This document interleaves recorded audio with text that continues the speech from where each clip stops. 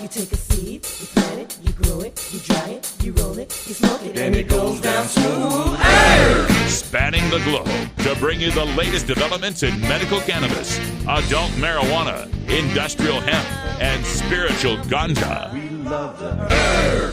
It's time for the Marijuana Agenda with Russ Belville. Now, here's your host, Russ Belville. Good day, tokers and tokettes and non-toking lovers of liberty. It is Wednesday, March 28th, 2018, and it's got to be 420 somewhere in the world.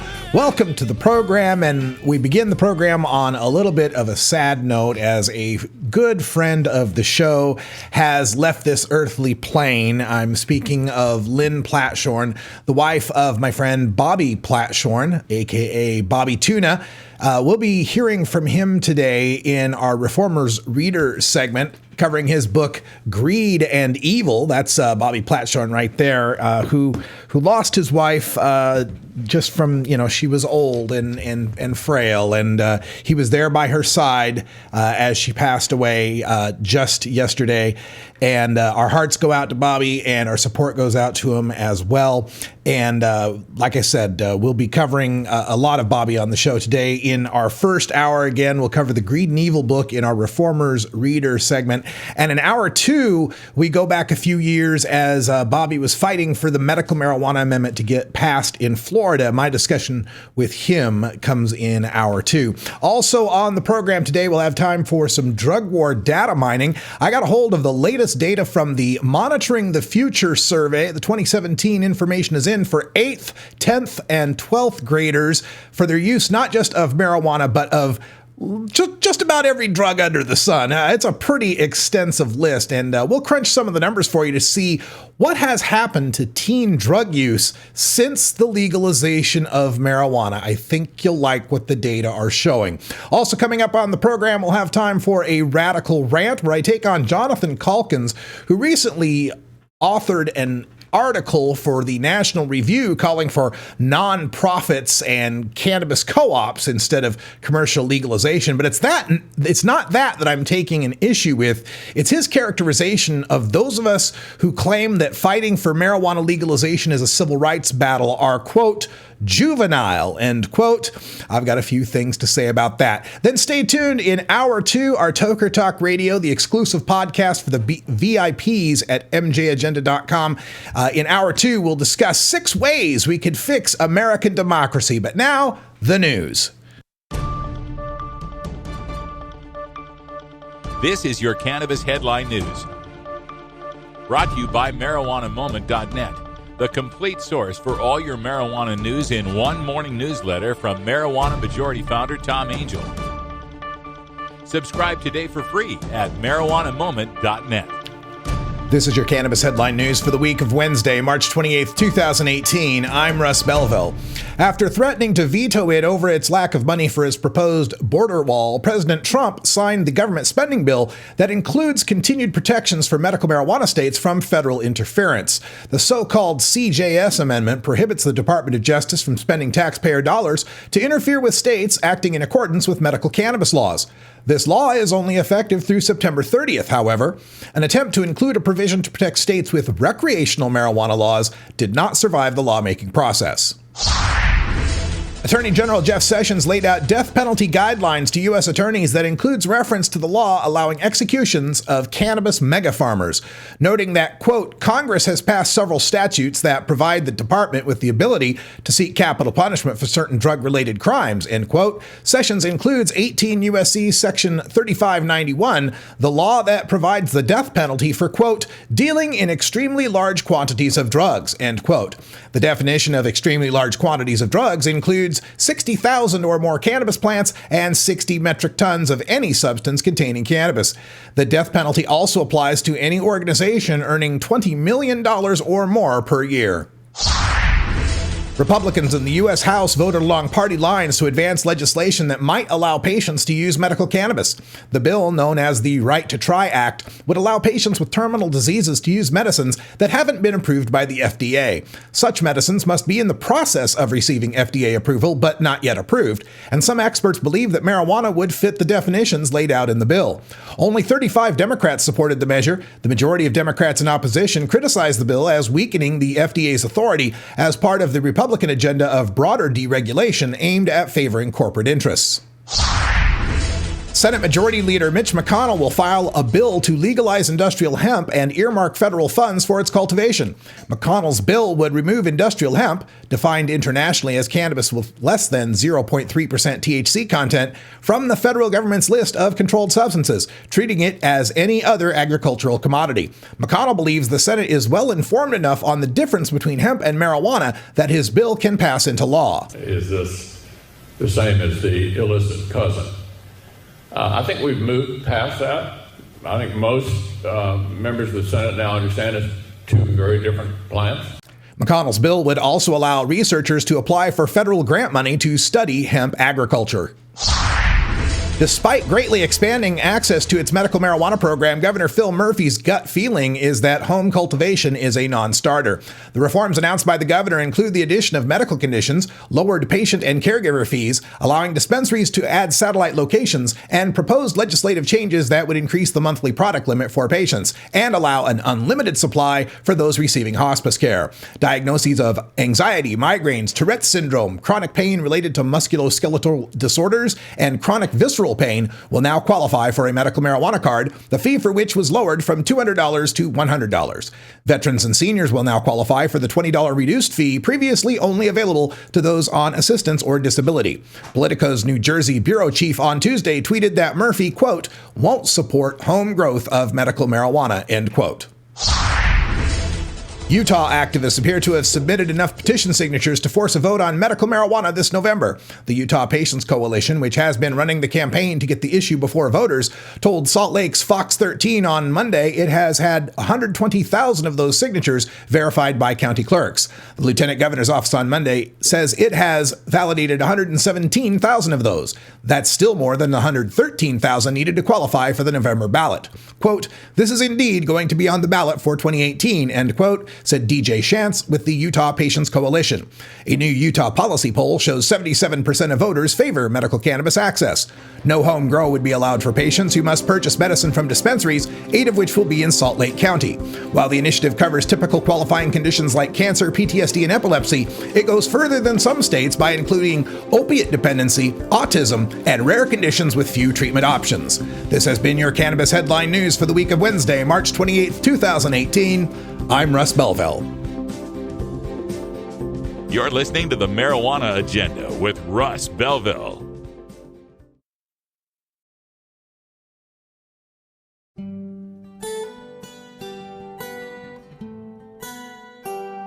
The Marijuana Agenda free podcast is available on iTunes, iHeartRadio, Stitcher, TuneIn, Google Play, SoundCloud, and on our Facebook page at MJ Agenda. Free video archives are available at the Radical Russ channel on YouTube.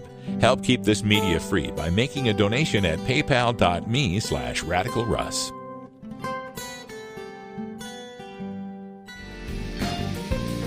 You're listening to the Marijuana Agenda with Russ Belville. This is bullshit. It's like Cypress Hill cancer this year. Learn more at mjagenda.com. This is Radical Russ Belville with a word about stone driving. Numerous studies have shown that once you factor in age and gender, drivers with cannabis in their system have no statistically greater risk of motor vehicle crashes than sober drivers. But that doesn't mean you ought to be toking and driving. Those studies are referring to people with any amount of THC or metabolite in their system, not people who've just smoked marijuana. Simulators and observed demonstrations show that cannabis consumers do develop a tolerance to the impairing effects of marijuana and can perform driving tasks within an acceptable margin of safety.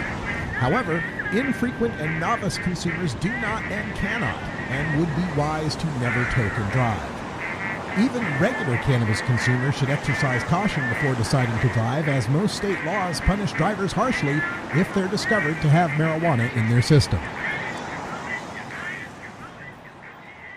Looking for the 420 friendliest way to visit beautiful legal Potland, Oregon? I'm Lori Duckworth, inviting you to come stay with us at Delta 9 House and Studios. You get your own private room with queen bed and access to our high-speed Wi-Fi, premium entertainment system, and more. We'll even cook you breakfast. Look us up on Facebook at Delta 9 House. That's facebook.com/Delta9House.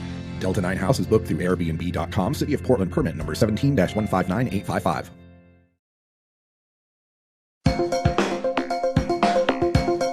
Promoting the end of adult cannabis prohibition is easy because we have facts, science, reason, compassion, evidence, truth, and logic on our side. It's even easier when researchers catalog it all for us. Learn how to gather the facts on marijuana use, arrests, seizures, rehabs, drug tests, and more on this edition of Drug War Data Mining. Well, today in Drug War Data Mining, I'm really excited because I've been spending the last few days poring over the latest iteration of the Monitoring the Future study.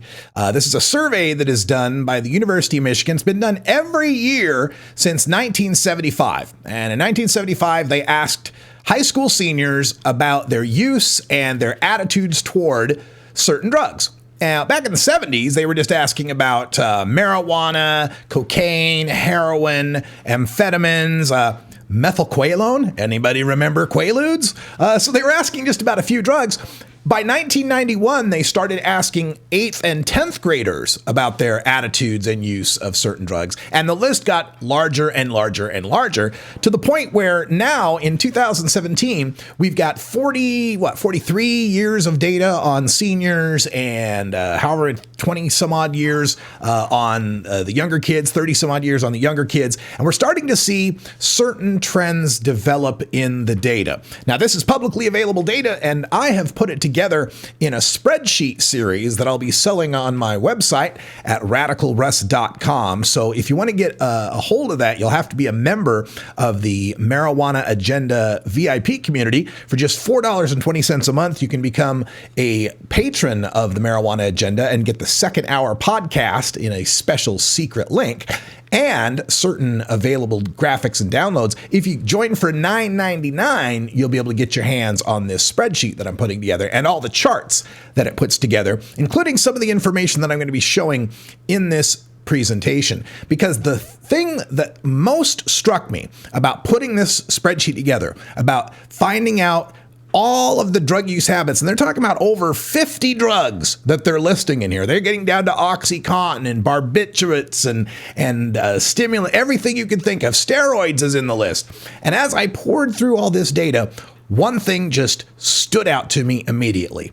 And that is this chart that I'll show you in the Drug War Data Mines. This is be part of the spreadsheet that I'm putting out. It's the chart of teen drug use. It's actually a table, to be accurate. The table of teen drug use from 1975 through 2017. This is the 12th graders for all of these selected drugs. And so you can see we've got marijuana, inhalants, hallucinogens, ecstasy, cocaine, heroin, amphetamines, meth, sedatives, prescriptions, alcohol, cigarettes, and steroids. And what we're recording here is the lifetime use rate. So have they ever tried this drug ever in their life? Now, maybe they tried it once, never tried it again. Maybe they tried it once, got hooked and died from it. But it's everybody who's ever tried the drug. Lifetime use rates. Now, the way the color coding works on this is if you see a number that's in red, that's bad. That's a high use rate.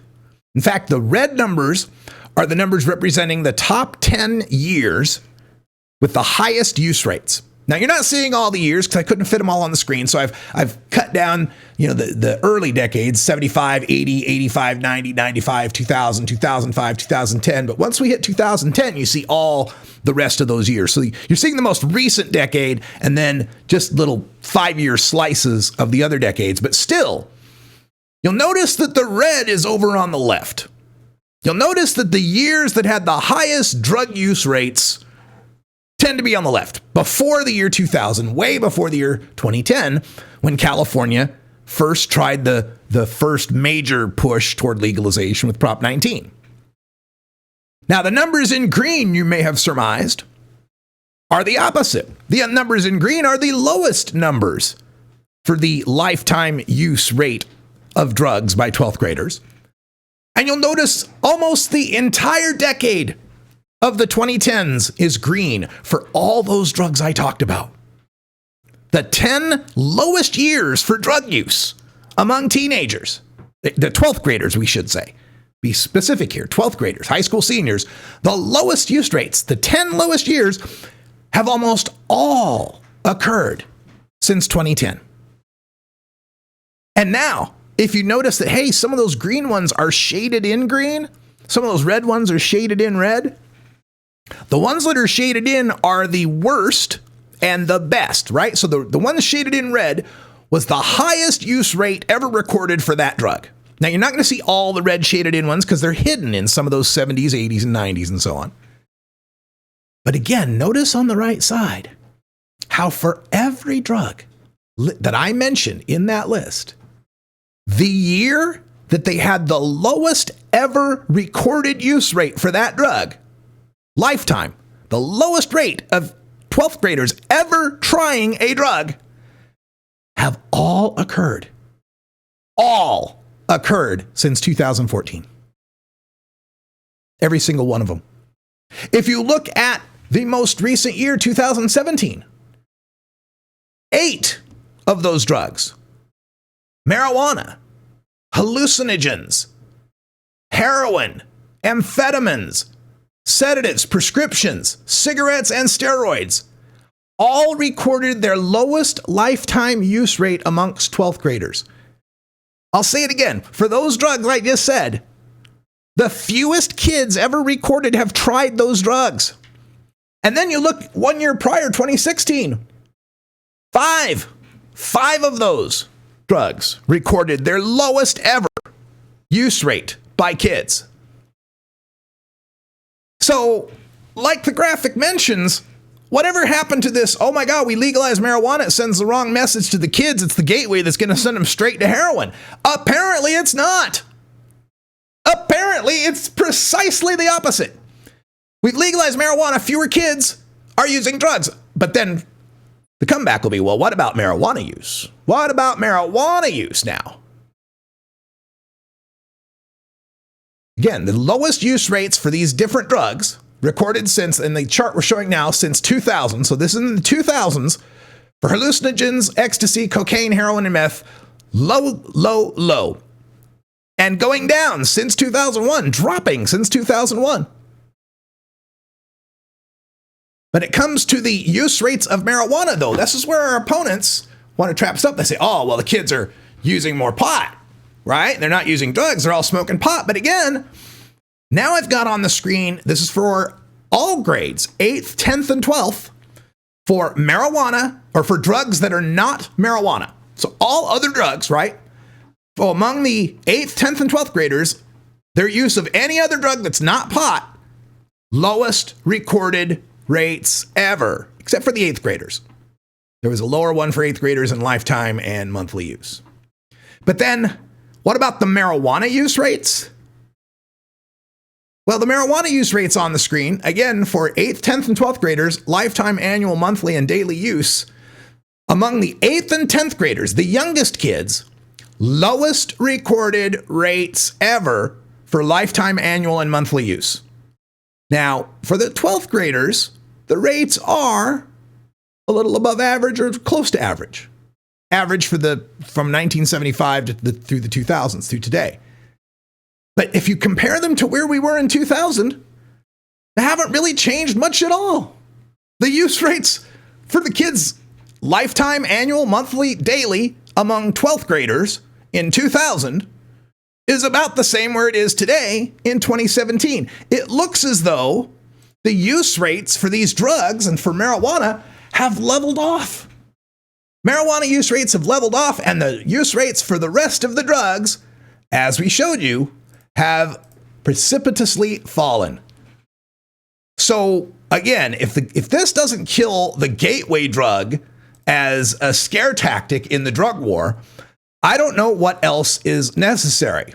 The data are clearly showing that the use of drugs is not increasing in this country among the youth, and the use of marijuana is even decreasing among the youngest kids. It's time to embrace legalization as the public policy success that it is, and to no longer be afraid about the what about the children argument. It all goes to show you that it's always something. You are right, Miss Rosanna Dana. Hey, that sound means it's 4:20 in the Mountain Time Zone, the land of my birth.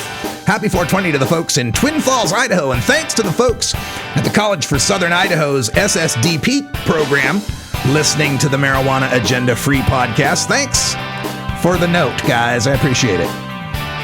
We're back with Bobby Platshorn and the Reformer's Reader with Greed and Evil.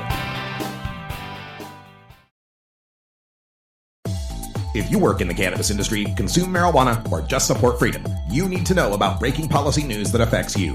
Marijuana Moment is the daily newsletter that helps you stay on top of all the latest and most important state, federal, and international cannabis developments. Brought to you by longtime legalization activist Tom Angel, Marijuana Moment puts a concise yet comprehensive overview of cannabis news in your inbox early every weekday morning. Wake up to Marijuana Moment and rest assured you'll be ready for the cannabis news that's driving the day. Subscribe now at marijuanamoment.net. You're not high. You're listening to the Marijuana Agenda with Russ Belville. It's not recreational. It can be destructive, and it consistently is destructive. Okay, maybe you're a little high.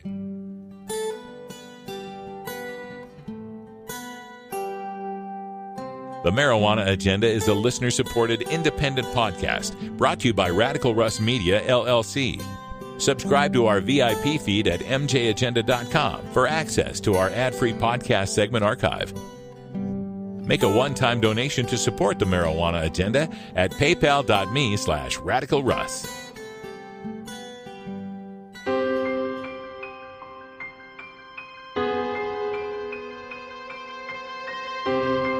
Now, in the interest of fair and balanced journalism, the Marijuana Agenda presents this anti-drug public service announcement. Hey, yo, get off my car! Let me get that money, man. What are you doing? Got you. Give me the stuff. Yo, what are you doing? Good evening. Just pretend I'm not here. Yo, can I help you? Are you selling drugs? There's a better way to find information about drugs, so you can talk to your kids. Get the tools at drugfree.org from the Partnership for a Drug-Free America. This has been an actual anti-drug public service announcement. To combat this and other drug war hysteria, listen to the Marijuana Agenda every weekday at 3 p.m. Pacific at live.mjagenda.com or download the free podcast at mjagenda.com. New beginner guitars and banjos are often constructed much better than ones built before your time. Why struggle? Get a new instrument or fix the old one. The trusted professionals at the Fingerboard Extension will evaluate your instrument for free. Repairs are priced for people who work for a living. Stop by the Fingerboard Extension downtown Corvallis at 120 Northwest 2nd Street today or check out its inventory on the web at fingerboardextension.com. You're listening to the Marijuana Agenda with Russ Belville. Don't you judge me. Half of you are high right now. Learn more at mjagenda.com. Hey everybody, it's Russ Belville from the Marijuana Agenda, inviting you to be like me and get your ink done at Lucky Horseshoe Tattoo, Fort Worth's most female-friendly, clean, sterile, awesome tattoo shop. Thomas and his crew are true artists who can design you a custom piece or use a design you bring in. Lucky Horseshoe also offers all styles of tattooing as well as piercings and all-around fun. In the DFW area, stop by Lucky Horseshoe Tattoo and tell them Radical Russ sent you. Trust me, it'll feel awesome.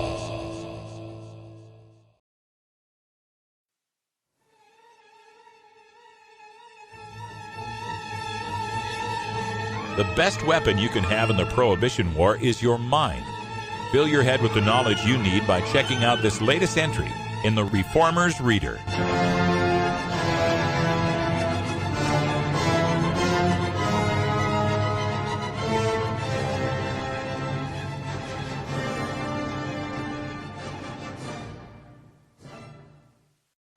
Hi, everybody. We're coming to you from Denver Relief on Broadway in Denver, Colorado, where we're sitting here at a book signing with Robert Platshorn. Bobby Toon is here. He's got a new book, Greed and Evil, he's showing off here. We got plenty of copies of Black Tuna Diaries, now in its 7th printing.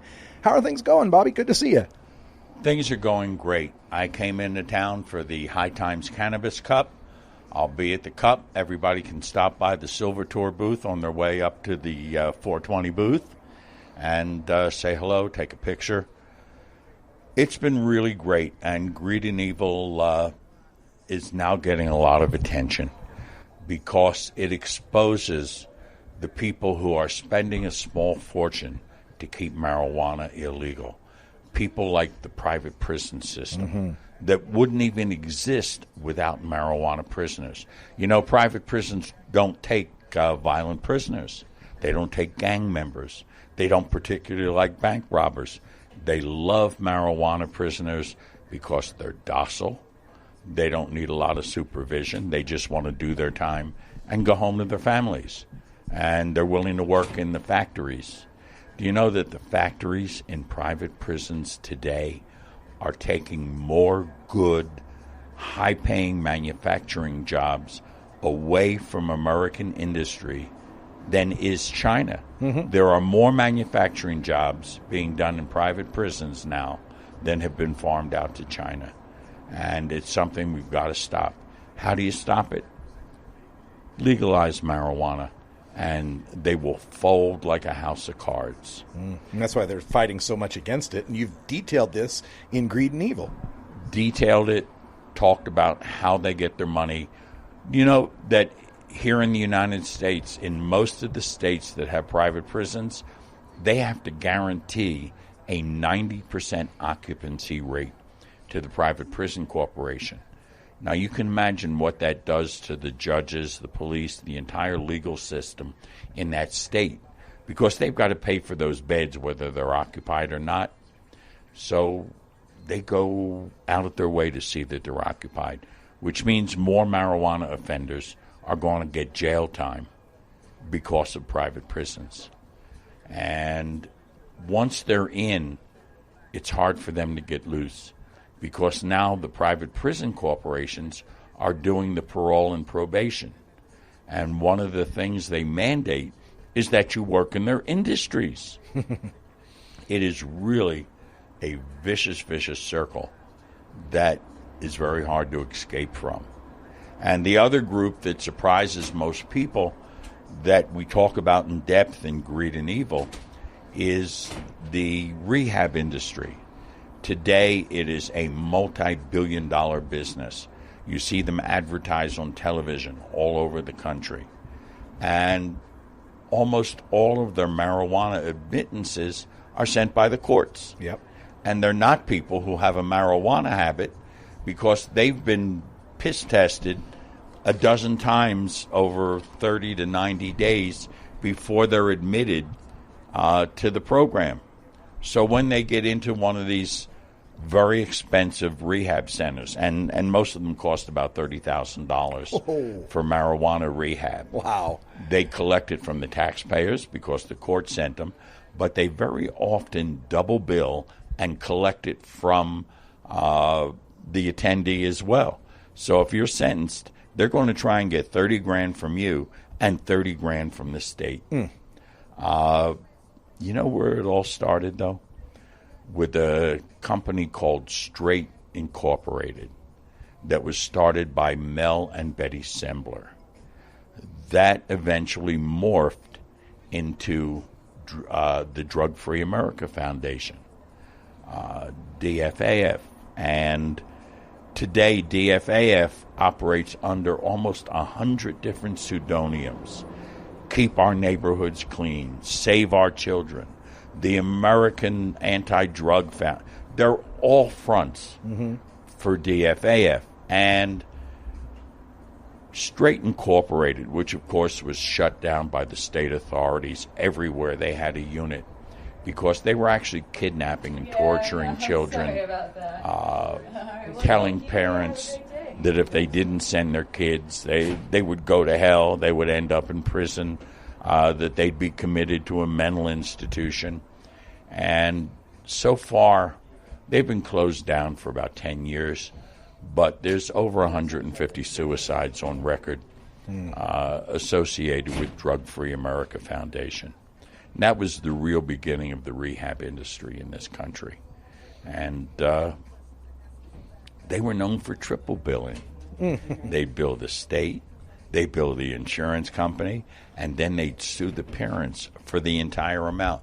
In the book, there's a list of over 100 lawsuits, either against Drug Free America Foundation or Straight Incorporated, and against the families whose children were virtually destroyed by Drug Free America Foundation. We're here with Robert Platshorn. He's author of Black Tuna Diaries and the new Greed and Evil. We're here at a book signing. We've got a gentleman checking out one of the books. If you're interested, Robbie's right here. Don't even worry about me here.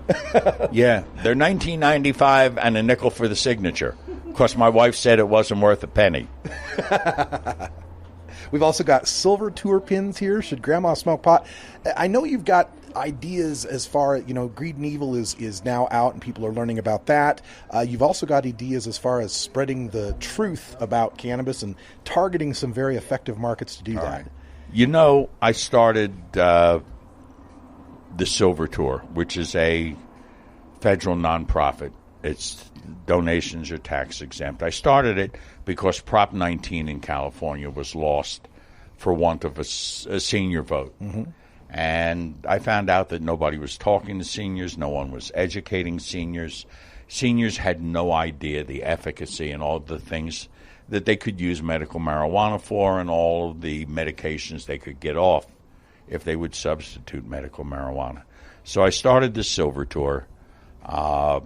We put on live shows all over the country at big senior communities with audience of 200, 400, 600. I'd bring a doctor, patients, nurses, and lawyers to tell them how to change the law. Because above all, we tell people, don't break the law, change the law, and here's how you can do it. And we've had a pretty great success record.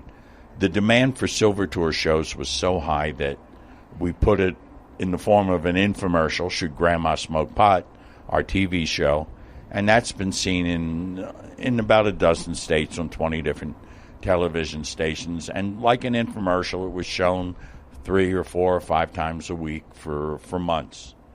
And then as more and more states legalized medical marijuana, the problem was everyone was afraid that the feds would come in and shut it down. Nobody knew what the situation was.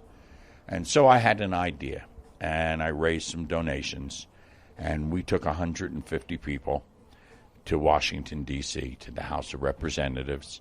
The purpose was to lobby the federal government not to interfere in the legal states. And about 30 days after, they saw 100 seniors, people in wheelchairs, people with canes, asking for marijuana. We got the Holder memo, and that was a pretty big deal because it gave a green light to even more states to legalize medical marijuana, knowing the feds had said they will not interfere. And then we got the second Holder memo, which was even stronger.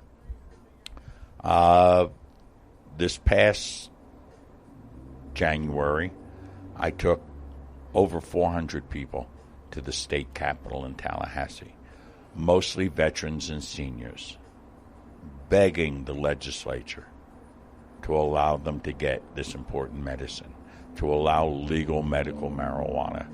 And we had the whole top floor of the Capitol building. We made quite an impression. Everything the Silver Tour's done, every penny we've raised has always had a home before we raised it. People knew exactly what they were going to donate for. And now we're planning a national radio campaign. Silver Tour facts. Things like this. Did you know, according to the DEA, that in states with legal medical marijuana, teen use has not gone up and very often has gone down?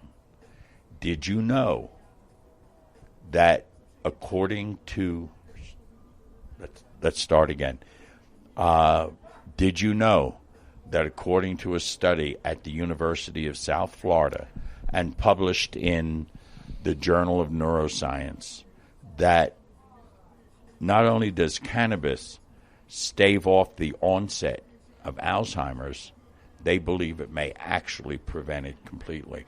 In fact, according to a study at the University of Ohio, Dr. Gary Wenk, people who use marijuana get Alzheimer's at a much, much lower rate than those that don't. Those are the kind of messages we're sending out in this radio campaign.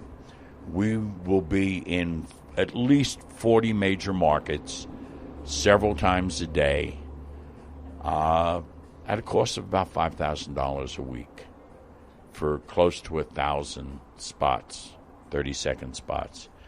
That's really cheap. I've made a really great deal with one of the largest chains of stations. And we're going to be on the stations that seniors, vets, mature people listen to. Talk radio, news radio, and the oldies. There we go. I love oldies. And the fact is, you can reach more people with radio today than TV because there's only a couple of stations in each market that people listen to. Sure. But with television today, you've got 200 channels in even the smallest markets. So that's what we're up to, a radio campaign. And the Silver Tour is just going national radio. Excellent word. TheSilverTour.org still? Silvertour.org still. Right on. We're here with Robert Platshorn. He's the author of Greed and Evil and the Black Tuna Diaries. And you're welcome to come on over and take a look at the table, any of the stuff that we've got out here. We're just shooting the breeze here. And you're based in Florida, of course, and Florida just narrowly missed passing its amendment after Sheldon Adelson dropped about, $5 million in the campaign? $5 million, but he had a very pragmatic reason. He's been trying to get a casino license in Florida for many, many years. And about a month ago, the state announced they were granting a license to him for a non-Native American casino resort in Fort Lauderdale, Florida. Whoa. First one in the state. Yeah. And so, from his way of thinking, that was $5 million well spent. But for the millions of patients and future patients in Florida, it was really bad news. We needed 60% of the vote. We got 58%. And we needed 60 because it was a constitutional amendment, just like a national constitutional amendment requires 2/3. We got more votes than the governor.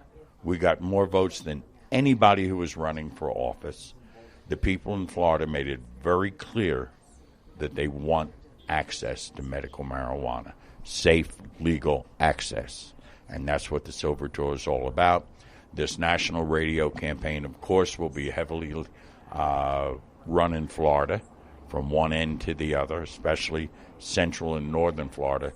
They know me pretty well in southern Florida. Yeah. We got that. Got that.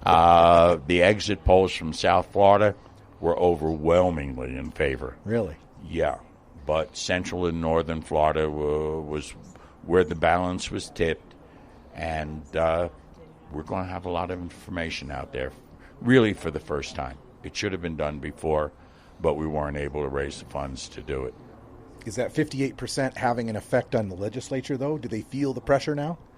They not only feel the pressure of the 58%, they know that in the next election, which is a presidential election, they'll get a much bigger turnout than they did in the by-election, and that there'll be a much bigger youth turnout. They know for fact certain it'll pass. Right now it's polling at 82%. Wow. So in order to avoid it as an issue, the Republicans in the state who have been blocking it, they don't want Jeb Bush, who they are pretty sure is going to be their candidate, to face a large Democratic turnout and a youth turnout. And the only way to avoid it would be to pass something in the legislature before 2016. And there are 2 Republican bills in the legislature. Unfortunately, there's still a number of very powerful Republicans who cater to their base in northern Florida, and they've got to be against it. That's where their money's coming from. So we'll see. But there's a lot of impetus in several southern states to get something passed to avoid it being an issue in 2016. But it's going to be. That's beautiful.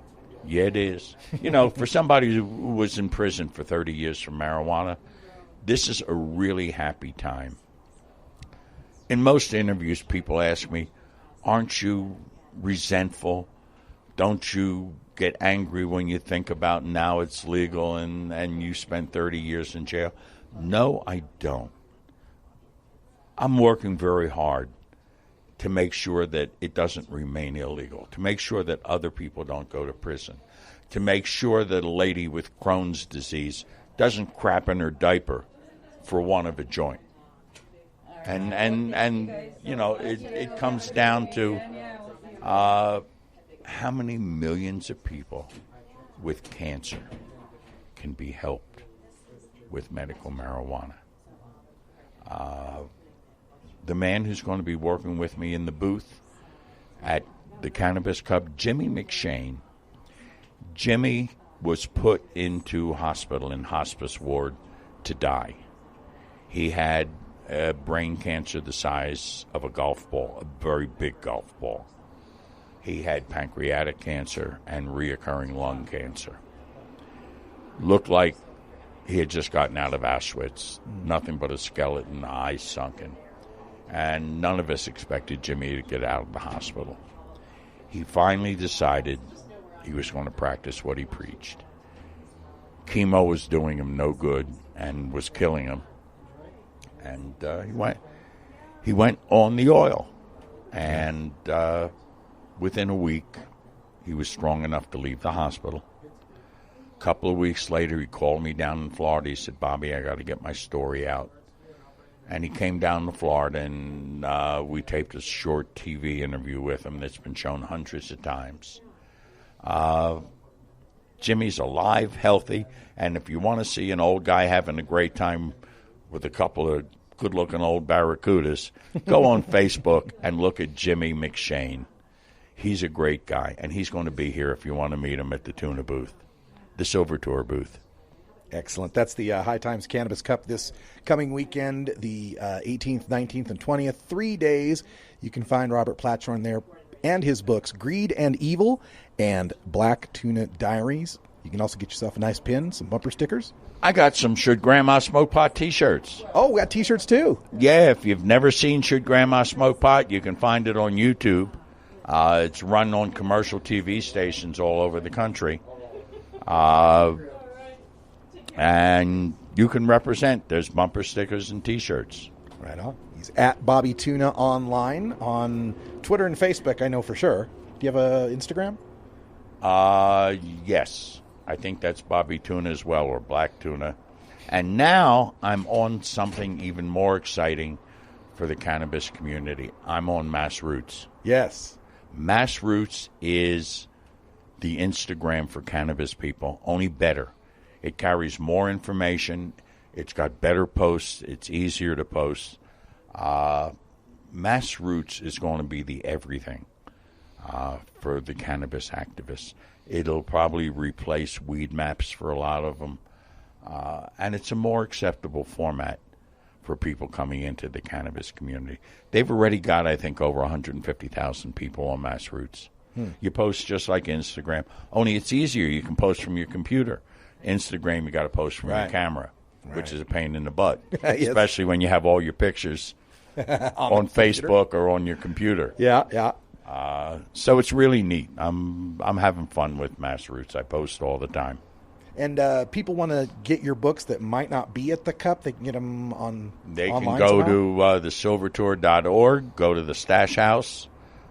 They can go to greedandevil.com and get both books. They can go to blacktunadiaries.com, preview Black Tuna Diaries, and order the books. Lots of ways. All right. There's no excuse. Get your copies now. Support Robert Platshorn, because every dollar that goes to Bobby is worth at least $10 in good politicking that we get with the seniors, the people we really need to be in this movement. Thank you so much for doing it. This episode was produced as part of the Marijuana Agenda with Russ Belville, the daily news and interview podcast covering the world of medical cannabis, adult marijuana, industrial hemp, and spiritual ganja. MJAgenda.com.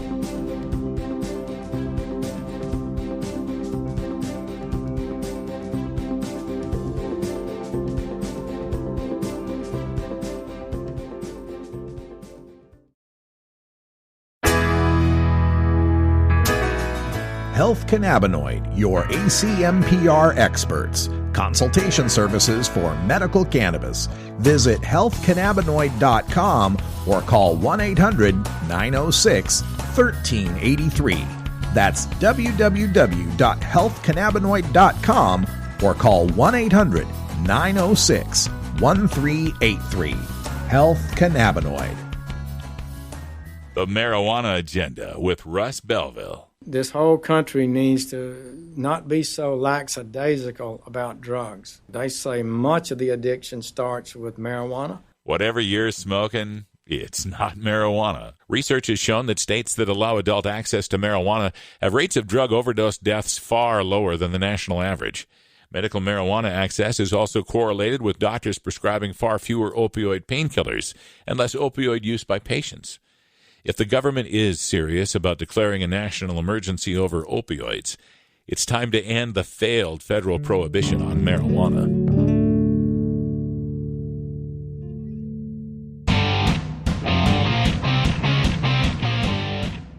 The Marijuana Agenda with Russ Belville is brought to you by Cannabis Kamikaze, a professional licensed producer from Canada producing 3 pounds per light.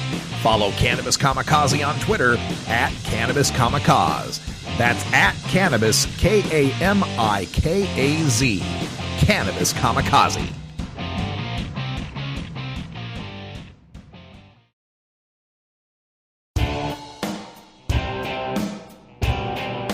And federal criminal penalties for up to 1 ounce of marijuana. Just say no. Just say no. Just another word for surrender. I experimented with marijuana and didn't inhale. This is not medicine. This is a Cheech and Chong show. Encourage people to use less drugs. Use less drugs. That was the point. I think it would be a mistake to legalize. Negative reports coming out of Colorado. Good people don't smoke marijuana. Radical rant. Well, today in the rant, I want to take a look at a piece written by Jonathan Calkins in the National Review. It's entitled Against a Weed Industry. And the piece mostly goes on to discuss how a for-profit capitalist sort of marijuana industry is a bad thing because if it's promoted and advertised, people will smoke it. And that's bad if people smoke it. I don't know. That's pretty much the reasoning I got there. But the problem I had with this was not in its call for nonprofit production of cannabis or cooperative model production of cannabis. Look, I'm willing to negotiate. I'm willing to find a way to stop locking people up for growing and consuming cannabis. And if that's nonprofit or co-op clubs or whatever, so be it. I'm not wedded to the for-profit cannabis industry. I don't care one way or another, as long as there's an easy, reliable way for me to buy some weed or get some weed in the co-op bottle. The problem I've got is in this one quote that comes toward the end of his piece. It says, quote, "The pro-marijuana movement celebrates legalization as a triumph, following in the footsteps of civil rights, women's rights, and homosexual rights. That is juvenile. Although most marijuana users have no problems with the drug, most sales and profits flow from people who consume so much that it interferes with their lives. The typical session of marijuana use is part of a bad habit, if not a diagnosable substance use disorder." Well, Mr. Calkins, aside from the term homosexual rights, you do know that we call people gay and acts homosexual. It's kind of like Oriental food, right? Food is Oriental. People are Asian. Regardless of that, the idea that celebrating the triumph of marijuana legalization as a blow for civil rights justice is somehow juvenile, smacks of elitism, condescension, and paternalism from someone who A, doesn't know very many people who smoke pot, and B, hasn't really been following what's going on in this war on marijuana. Today is part of a week of mourning for a dear friend of mine who spent 29 years in prison for smuggling marijuana into the United States. No violence involved, but he was that for-profit capital market in marijuana back in the 70s, back before we had any sort of legalization. His original sentence was 64 years in prison, but he managed to get that cut down to 29 years. And lo, through those 29 years of being imprisoned for managing to get a non-toxic herb to adults who wanted it without the use of violence, for that crime, his wife, his childhood sweetheart, the love of his life, Lynn, had to endure him being in prison for almost 3 decades. Had to endure the time they should have been spending together, building a life, building a career, building a family, was taken from my friend Robert. And for 29 years taken away. For what? And I know people will come back and say, oh, well, yeah, we're talking about, we're talking about marijuana use. That's a slap on the wrist. Nobody really goes to prison for marijuana. Yes, they do. There are people still serving effective life sentences. When I first met Bobby in 2009, he got out of prison. He was America's longest serving nonviolent marijuana prisoner at 29 years and a few months. He doesn't even hold the record anymore. There's a guy in prison, I think his name's Gonzalez, who's in prison is now 32, 33 years going on for a nonviolent marijuana crime. And I know you can say I'm highlighting the extremes here, but every little marijuana purchase, every small-time marijuana dealer eventually leads to the large-scale market. So there's blood on all of our hands had we for participating in that market. Blood that doesn't need to be there. Blood that could be washed away with legalization. Bobby got out in 2009, reunited with the love of his life for at least these past 8 years. At least they had those 8 years together. So when Jonathan Calkins wants to say that this civil rights battle is somehow juvenile, I can't think of a more vital expression of civil rights than the right of a husband and wife to build a life together. The right to be unmolested by the federal government over matters that are none of their business. That seems to me a pretty strong civil right. And I know I'm as guilty as anyone of hyperbole and going on about the civil right to smoke pot. And it doesn't compare in grandiosity or global suffering or depth of suffering or length of suffering to people who have had to fight for their civil rights, to the Aboriginal populations of this continent that were damn near eradicated through genocide, to the slavery that went on in this country, to what immigrants have had to face, to the enduring misogyny and sexism that women are going through, to the battles that people who are wired to love differently have had to fight just to be able to exist. I in no way say that fighting for the right to smoke a joint or buy one at the corner store is equal to those fights. But there are similarities and there are differences. There are tests for us that get us kicked out of our jobs. I don't remember anybody getting a gay test, a gay P test to lose their job. I understand gay people have had to be in the closet at their work, and so have pot smokers had to be in the closet. I understand that black people have automatically been denied access to certain employment just because they're black. I understand that pot smokers have been denied access to certain employment just because they're black. I understand people have been in prison fighting for their rights, and so have we. Again, not as deep, not as much, not as hard, not as much, but yes, it is a civil rights battle because while we're fighting for the right to have marijuana. And actually, we're really fighting for the right to not be molested by our government. Over marijuana, yes, but marijuana is just incidental to what this fight is all about. It's a civil rights fight about who gets to dictate who we are, what we do, how we think, how we believe. When we think of all these protected classes in society, race, national origin, age, sex, physical disability, mental handicaps, all these different protected classes under federal law, under civil rights law that say you can't discriminate against these people. I was just reading an article today about Facebook still allowing ads that discriminate in housing against Black and Hispanic people. Those are protected classes. You cannot discriminate against them. But you know what else is a protected class? Religion. Now, correct me if I'm wrong. Nobody's born Christian. That's why that baptism thing, right? Nobody's born Muslim. Nobody's born Mormon. Nobody's born Hindu or Baha'i or Zoroastrian. Nobody's born into it. You have to accept it. That's the whole gig, isn't it? At least in the Christian thing. I speak to the Christian thing. I know the most about it. You accept your Savior, right? It's a mental choice you're making. A mental choice you have to make. And we protect people in hiring, in housing, in discrimination, in civil rights, in hate crimes. We protect them based on that choice.